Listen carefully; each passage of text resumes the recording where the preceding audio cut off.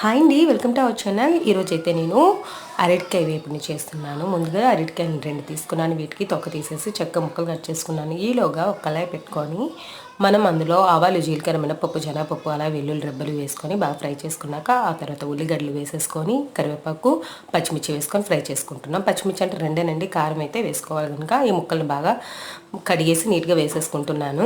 అయితే దీంట్లో ఈ వేపుతున్నాం కదండి, దీన్ని వేగంగా మనకి ఉడకబెట్టి చాలామంది చేస్తారు కదా. ఉడకబెట్టకుండా కూడా మనం బాగా ఫ్రై అయ్యేటట్టు ఎట్లా చేసుకోవాలంటే హై ఫ్లేమ్లో పెట్టుకొని గ్యాస్ మీద పెట్టుకొని మనం ఫ్రై చేసుకుంటే అనమాట 5 మినిట్స్లో రెడీ అయిపోతుంది. అలాగే ఇలా వేపడం ద్వారా కూర కూడా చాలా అంటే చాలా బాగుంటుంది.